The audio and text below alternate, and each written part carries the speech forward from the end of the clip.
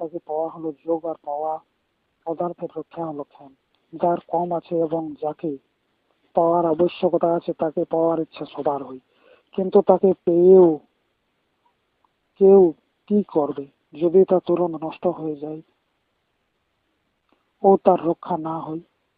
ধরুন কারো 1,000 টাকার আবশ্যকতা ছিল, আচ্ছা, পুত্র পাওয়ার ইচ্ছে ছিল, তা মিলে গেল, কিন্তু তুরন্ত এই পড়ে গেল আর পুত্র মরে গেল, তাহলে এরূপ প্রাপ্তি তো ব্যর্থ।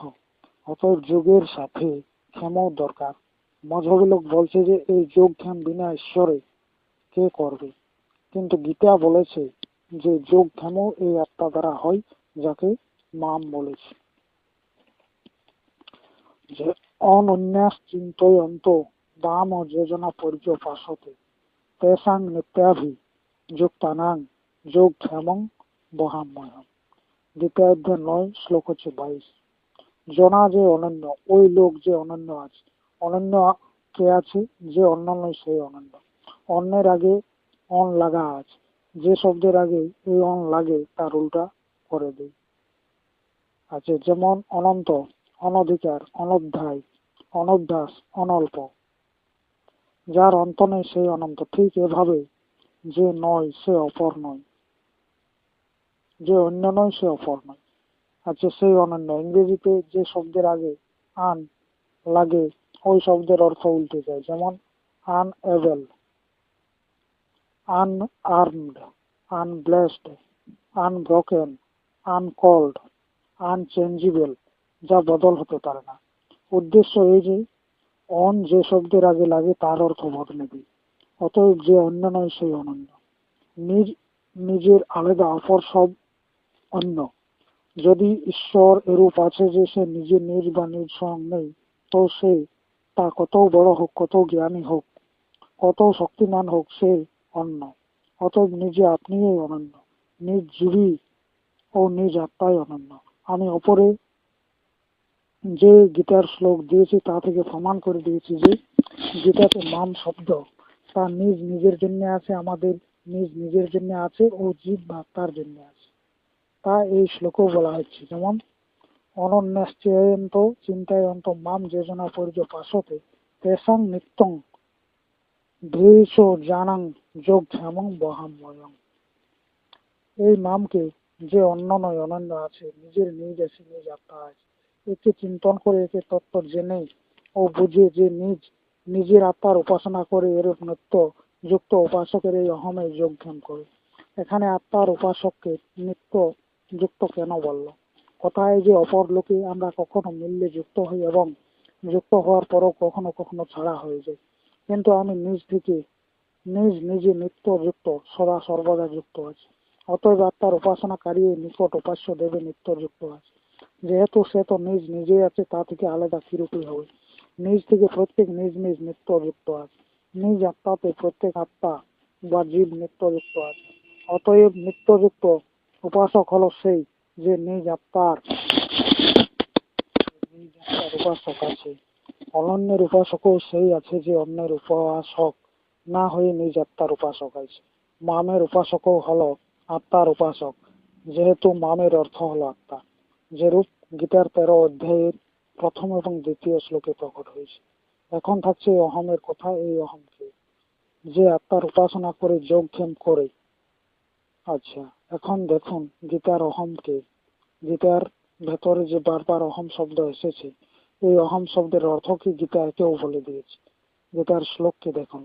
অহমাত্মা গুড়াকেশ সর্বা ভূত আশ্রয় স্থিত। হে গুডাকেশ, অহম হলো এই আত্মা যে সব প্রাণীর হৃদয়ে স্থিত আছে। উদ্দেশ্য এই যে সব প্রাণীর ভেতরে আত্মা আছে যে নিজেকে অহম অহম বলে ব্যক্ত করছে। ইন্দ্রিয়ানাং মনশ্চাস্মি ভূতানাং মস্মি চেতনা। অর্থ হচ্ছে ইন্দ্রিয়ের মধ্যে মন আমার আছে, আর প্রাণীদের মধ্যে যে চেতনতা আছে তা আমার আছে। জীবনং সর্বভূতেষু তপশ্চাস্মি তপস্যেষু। সব প্রাণীর ভেতরে যে জীবরূপ জীবন আছে বা লাইফ আছে তা আমার আছে। তপস্যের মধ্যে যে তাপ আছে তা আমার আছে। উদ্দেশ্য এই যে অহম নামও আত্মার আছে। গীতার 18 অধ্যায় বা 15 অধ্যায় শ্লোক 25 তো খুব স্পষ্ট বলেছে যে সর্বস্ব চাহং হৃদি সন্নিবিষ্ট মত্ত স্মৃতির জ্ঞান মনহনং চ বেদশ্চ সর্বেরহমেব বেদ্য বেদান্ত কি বৈদ বিদেব চাহম। সবার হৃদয়ে এই অহমে স্থিত আছে। এ থেকে স্মৃতি জ্ঞান ও অপহন হয়। সব বেদে এই অহমকে জানার উপযোগী বলেছে। বেদান্তের কর্তা অর্থাৎ অদ্বৈতবাদের স্থাপনকারী ও বেদের জানকারীও এই। যদি এই অহমে উদ্দেশ্য মজুরি ভগবানে হতো তো এই শ্লোকের এরূপ অর্থ হতো না। দেখুন, এই শ্লোকে এই অহম দ্বারা স্মৃতি এবং জ্ঞানও হয়ে বলেছে। যদি ঈশ্বর দ্বারা স্মৃতি ও জ্ঞান হয় তো মৃত শরীরেও স্মৃতি ও জ্ঞান হবে।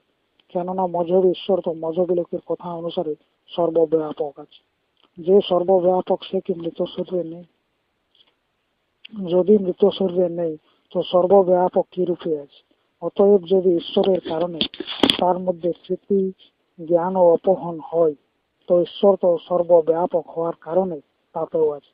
কিন্তু মৃত শরীরে না স্মৃতি আছে, না জ্ঞান আছে, না অপহন। মৃত কি কোথাও কোনো কথা করে বা জেনে ভাবে যে কথাকে করা যায় কি না? বেদকে জানা ব্যক্তিও মানুষ হয়ে আছে। মজবি ঈশ্বর তো বেদের রচয়িতা ও জানকারী নয়। অদ্বৈতবাদের গ্রন্থের রচনাকারীও তাকে স্থাপিতকারীও মানুষ হয়ে আছে। অতএব এই অসমত শব্দ কোনো বিভক্তিতে প্রযুক্ত হোক, এ থেকে উদ্দেশ্য আত্মা থেকে আছে। উপনিষদের সার বলেছে। অতএব এই বিষয়ে উপনিষদকেও দেখুন। বৃহদারণ্যক উপনিষদে বলেছে যে আত্মৈব আত্মৈ বেদমগ্র আসিত পুরুষ বিদ সৌনবীক্ষ নাম্ব দাত মনোপশ্যং সহ মস্মিত্যাগ্র ব্যারত্ব অহং নামা ভবত তস্মাদপে তস্মাদপে তং মন্ত্রিতাহম অয়মিত্যে ব্যাঘ্র উক্ততা ইয়ানাম প্রবৃত্তে জগন্ব ভবতি। অর্থ হচ্ছে এটাই, আত্মা এবং ইদম অগ্রে আসিত পুরুষবিদ। আত্মাই প্রথমে ছিলেন প্রাণী বা পুরুষের রূপে। স্ব অনুবীক্ষণ অন্নদ আত্মান তপস্যাৎ, তিনি নিজ চারদিকে দেখেছেন কিন্তু নিজ ভিন্ন কাউকে দেখতে পাননি। তখন কি হয়েছে? স অহম অস্মি ইতি অগ্রে ব্যাহত অহম নাম অভবত, তিনি সবচেয়ে আগে আমি আছি আমি আছি এরূপ বললেন। এ থেকে আত্মার নাম অহম হল। তস্মাৎ অপি এতহি আমন্ত্রিত অহম অয়ম ইতি এবং অগ্রে উক্তং অর্থ অন্যত নাম প্রবৃত্তে যদ অসভ্য ভবতি। এই কারণে আজকালও কেউ ডাকলে পরে যে কে, এ আগে বলেন যে আমি আমি। তখন লোক প্রশ্ন করে যে আমি কে, তখন তিনি নিজের নাম বলেন, যা তার নাম হয়।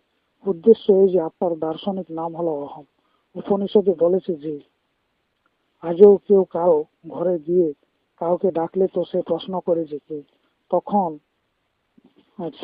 সে এই বলে যে আমি। আজও আত্মা নিজেকে আমি আমি বলে প্রথমে ব্যক্ত করেন। এজন্য আত্মার দার্শনিক নাম হলো অহম। এ থেকে গীতাতেও আত্মার স্থানে অহম শব্দের প্রয়োগ হলো।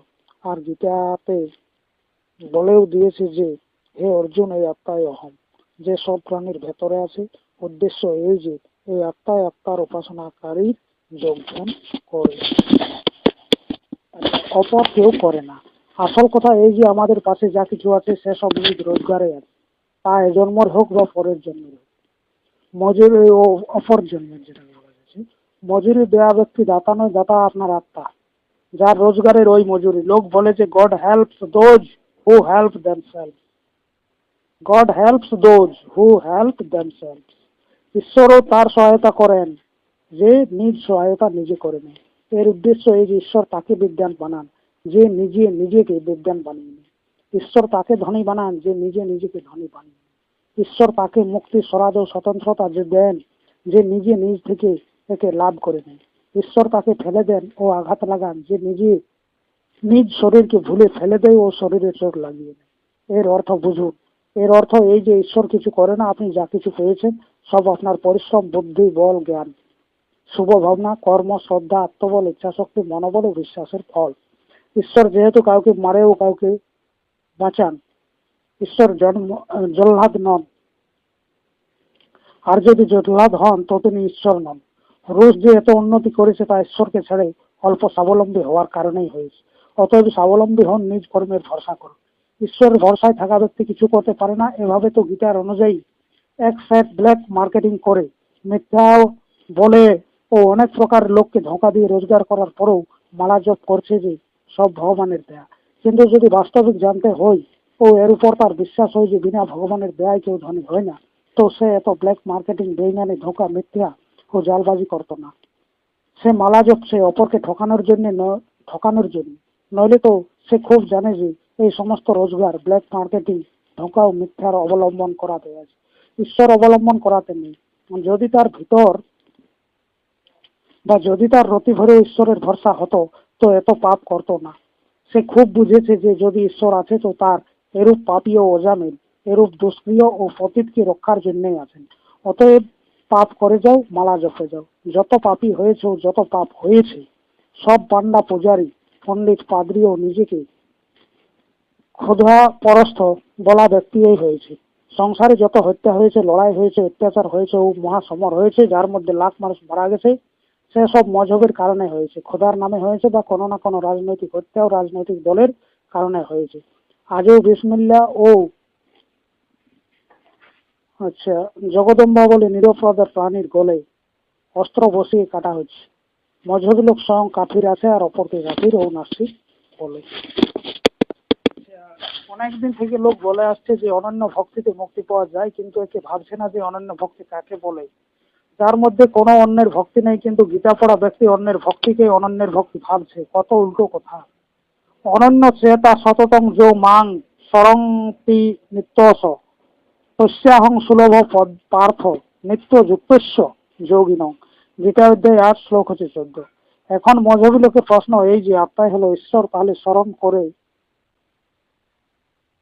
বা স্মরণ কার করা যাবে? এর উত্তর গীতার রচয়িতা গীতাতেও দিয়ে দিয়েছেন। যে অনন্য চিত্তে সদা সর্বদা নিরন্তর এই মামকে বিচার করে স্মরণ করে তার এই অহম অর্থাৎ আত্মা সুলভ আছে। কেননা এরূপ যোগীর জন্য এই অহম নিত্যযুক্ত আছে। মাম ও অহম দুটো আত্মার নাম, দুটো অসমদ শব্দের রূপ। অসমদ শব্দের দ্বিতীয় বিভক্তির এক বচনে মাম হয় আর প্রথমা বিভক্তির এক বচনে অহম হয়। গীতা উপনিষদের ভেতরে অসমদ শব্দ তা সে কোনো বিভক্তিতে আসুক তার অর্থ আত্মা।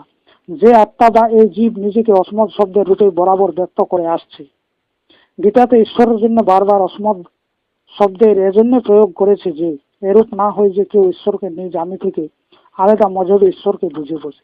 তবুও এইসব অজ্ঞানে ঈশ্বরের অস্তিত্ব, ব্যক্তিত্ব নিজ আমি থেকে পৃথকই ভাবছে। এরূপকে এখন কি বলা যায়? বৃহদারণ্যক উপনিষদেও তো বলে দিয়েছে যে অন্য সবন্য হ মস্মৃতি ন স বেদ যথা পশু। যে এ বলে যে আমি অপর আছি ও তিনি অপর আছেন, সে ওই রূপে কিছু জানে না যেরূপ পশু। এটা বৃহৎ আরণ্যক উপন্যাসের 1 ব্রাহ্মণে 4 মন্ত্র 10। লোক এ বলে যে যখন এরূপ কথা ছিল তখন গীতার মতো উপনিষদেও কেন বলে দেয়নি যে ওই মানুষ ঈশ্বর আছে?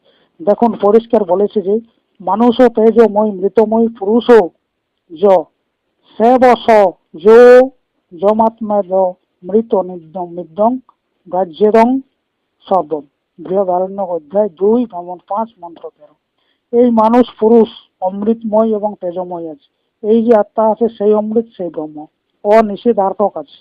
যে মৃত নয়, চেতন আছে, সেই অমৃত। চেতন হওয়াতে জ্ঞানযুক্ত আছে আর জ্ঞানই হলো প্রকাশ ও তেজ। অতএব এই আত্মা অমৃতময় ও তেজময় আছে আর এই ব্রহ্ম আছে। আর অপর তা সে কত নিকটের সম্বন্ধী হোক তাদের থেকে কোনো না কোনো সময়ে সম্বন্ধ কাটতে পারে, কিন্তু এই আত্মা থেকে বা নিজ নিজ থেকে কোনো কালে কোনো ভাবে কখনো সম্বন্ধ কাটতে পারে না। এজন্য গীতাতে আত্মাকে অহম মাম ও নিত্যযুক্ত বলেছে। কেননা এ সদা সর্বদা নিরন্তর আমার আমিতে যুক্ত আছে। আর আমিতে নিত্যযুক্ত থাকাতে সবচেয়ে অধিক আমাদের জন্য এ সুলভ আছে। এ থেকে গীতাতে বলেছে তস্যাহং সুলভ পার্থ নিত্য যুক্তস্য যোগিন। 14 নম্বর শ্লোক বটা 8-এর। দেখুন, যখন এই আমিরে বা নিজ আত্মারই চিন্তন হবে তখন আমার চিত্ত নিশ্চিত রূপে অনন্য থাকবে। আর যোগে চিত্তর অনন্য থাকা আবশ্যক। যদি আপনি অন্যেরও অবলম্বন করেন তো অনন্য ও স্বাবলম্বী কোথায় থাকে? যদি আপনাকে নিজ আত্মা ছেড়ে কোনো অন্যেরও ধ্যান করতে হয় তো অনন্য চেতা কোথায় থাকে? যদি চিত্তে কোনো অপরও থাকে তো চিত্তে একাগ্রতা কোথায় থাকে? বিনা একাগ্র হয়ে কেউ যোগী হতে পারে না, আর বিনা যোগী হয়ে কেউ মুক্ত হতে পারে না, সংসারের কোনো ক্ষেত্রে উন্নতি করতে পারে না। অতএব চিত্তের একাগ্রতা আবশ্যক। একাগ্র চিত্তই অনন্য ভক্তি বলা যেতে পারে। ঈশ্বর চিত্ত থাকা ব্যক্তির মন একাগ্র হতে পারে না, কেননা কখনো কখনো কেউ নিজকে ছাড়তে পারে না। যেহেতু নিজে তো মানুষ নিত্যযুক্ত আছে, এখন নিজে তো মন থাকবেই। নিজই মুক্তি ও উন্নতির জন্য সবকিছু হয়। অতএব নিজ তো নিজের জন্য প্রত্যেক অবস্থা, দশা, কাল ও অবসর থাকবে। অতএব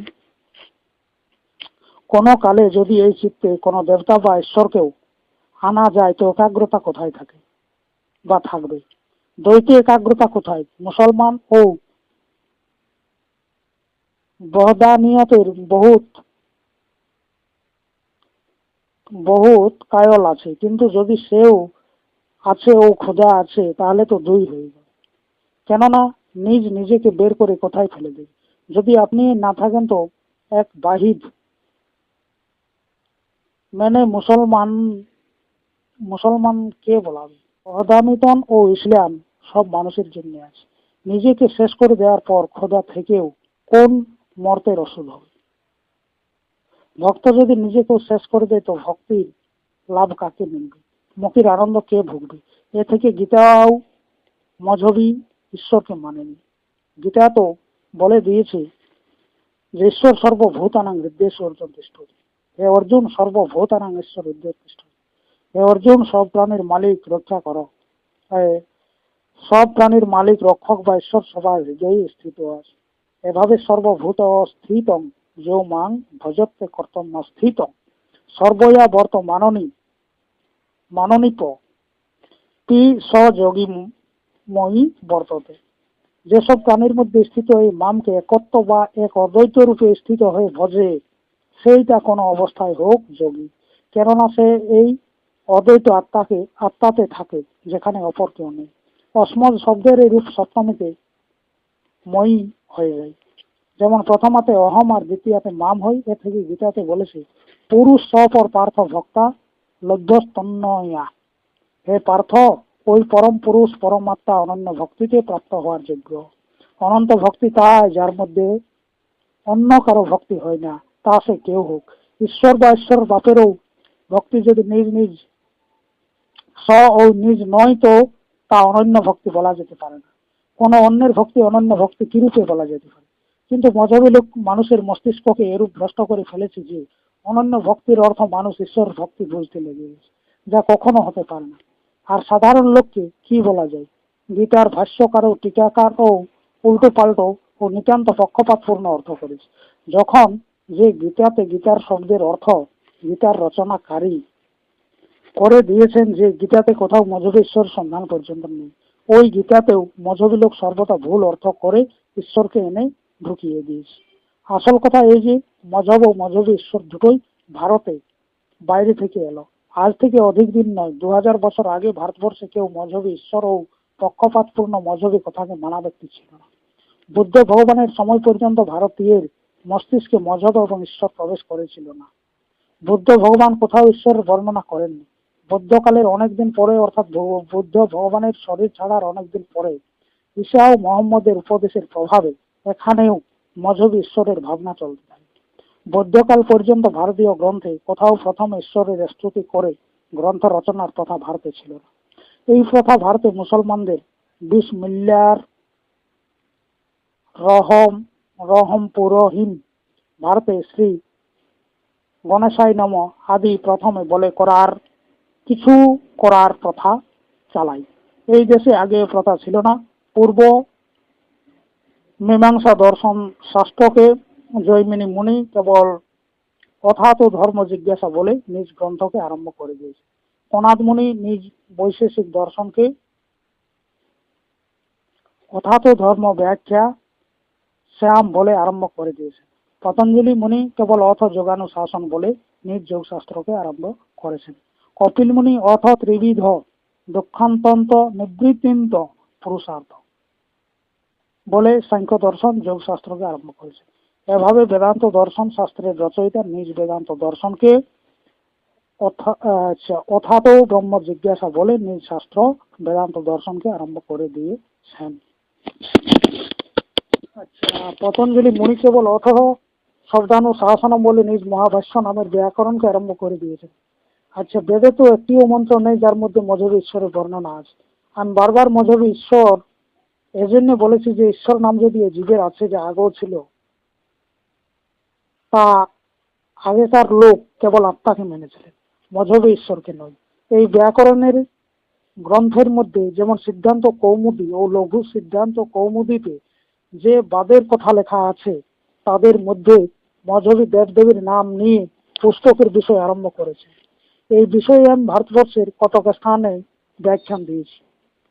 আমি অনেক স্থানে নিজ ব্যাখ্যানে বড় জোরের সাথে বিজ্ঞানের ধ্যান আকর্ষিত করে বলেছি যে বেদে, শাস্ত্রে ও প্রাচীন উপনিষদে তথা অপর প্রাচীন গ্রন্থে বুদ্ধ ভগবানের সময় পর্যন্তের কোন গ্রন্থের রচয়িতা কোন মজহবী দেবদেবতার বা ঈশ্বরের নাম নিয়ে নিজ গ্রন্থকে আরম্ভ করেননি। বুদ্ধ ভগবানের সময় পর্যন্ত মজহবী ঈশ্বরের সন্ধান কোনো পুস্তকে ছিল না। গীতার আরম্ভ বিনা ঈশ্বরের স্তুতি করে হয়েছিল, আর গীতার ভেতরেও কোথাও মজহবী ঈশ্বরের বর্ণনা নেই। এক পণ্ডিত অনেকদিন পর্যন্ত খোঁজার পরে গীতা থেকে এক শ্লোক বের করে আমার কাছে পাঠিয়েছিল, আর লিখেছিল যে গীতার এই শ্লোককে মজহবী ঈশ্বরের বর্ণনা আছে বা এই শ্লোকে।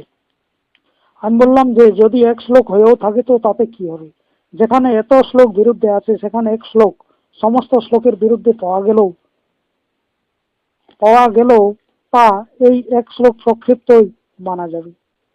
সমস্ত গীতা যদি মজহবী ঈশ্বর বিরুদ্ধে থাকে তো শ্লোককে প্রক্ষিপ্তই মানা যাবে, এক শ্লোককে। কিন্তু এখানে তো এই আছে যে এই শ্লোকেও ঈশ্বরের বর্ণনা নেই। এই শ্লোক কি আছে তা বলা যাচ্ছে যে উত্তম পুরুষ স্তন্য পুরু মাত্মেনত দাহরিত যে লোক এই ত্রয় মা বিশ্ব ভিতর দেয় ঈশ্বর। এই সেই শ্লোক যাকে পণ্ডিত আমার পাশে লিখে পাঠিয়েছিল, কিন্তু এই শ্লোকেও মজহবী ঈশ্বরের বর্ণনা নেই। এই শ্লোকের প্রথমে অন্বয় করে ফেলুন, যা এভাবে হবে য অব্যয় ঈশ্বর আ বিশ্বং লোক ত্রয়ং বিভূতি। আচ্ছা, বিভূতি য পরমাত্মা ইতি উদাহৃত স উত্তম পুরুষ। যে অব্যয় ঈশ্বর প্রবেশ করে তিন লোকে সবচেয়ে ভরণ পোষণের কাজ করছে এবং অন্য যাকে পরমাত্মা এরূপ বলা হচ্ছে, এই উত্তম পুরুষ। এখন উত্তম পুরুষকে একে বুঝে নেন। সং সে অন্য পুরুষ আছে, তম তুমি মধ্যম পুরুষ আছে, আমি উত্তম পুরুষ আছে, যা জীবের নাম। আমি নিজেকে আমি বলতে পারি, আর এই উত্তম পুরুষ বা এটাই উত্তম পুরুষ। গীতার এই শ্লোক বলেছে বা বলছে যে এর অপর নাম পরমাত্মা। পঞ্চতত্ত্বে গঠিত এই শরীর দুটি ব্রহ্মাণ্ডে প্রবেশ করে এর ভরণ পোষণ করছে, আর যখন এ থেকে বের হয়ে যায় তখন শরীর গলে পচে নষ্ট হয়ে যায়। ঈশ্বর যে মজহবী লোকের কথা অনুসারে সর্বব্যাপক হওয়াতে সব জায়গায় আছে, কিন্তু যদি এই মজহবী ঈশ্বরে বা ঈশ্বরের কারণে ভরণ পোষণ হয়ে থাকে তো তিন লোকের ভেতরে যত মৃত শরীর আছে তাদের ভরণ পোষণ কবরী স্থানেও হবে, কিন্তু এরূপ দেখা যায় না। মজহবী ঈশ্বরের থাকার পরেও মৃতক শরীর গলে পচে নষ্ট হয়ে যায়। তিন লোক হলো আত্মার সমষ্টির কল্পনা। এর কল্পনাতে সংসার আছে, সংসার হলো আত্মার সমষ্টির মায়া বা কল্পনা। এই সংসার যদি ঈশ্বরের তৈরি হতো তো এর মধ্যে এত মিথ্যা, পাপ, অত্যাচার, অন্যায়, হত্যা ও ভ্রষ্টাচারের আধিক্য হতো না। কেননা মজহবী লোক বলছে যে ঈশ্বর হলো নিষ্পাপ, নির্বিকার ও সর্বজ্ঞ। তাহলে যদি এ সত্য হয় যে তার রচনা পাপ, বিকার, অসত্য, অত্যাচার, হত্যা, মিথ্যা, জালবাজি, অন্যায় ও ভ্রষ্টাচারে পূর্ণ কেন? মজহবী ঈশ্বর তো মজহবী লোকের কথা অনুসারে সর্বব্যাপক হয়, সে সদা সর্বদা সব স্থানে পূর্ণ আছে। অতএব তার জন্য বিশ্ব শব্দ বলতে পারা যায়নি যে সে এই লোকে প্রবেশ করে পালন পোষণ বা ভরণ পোষণ করেছে। এ তো জীবের জন্য আছে যে বা যে শরীরে প্রবেশ করে এই শরীর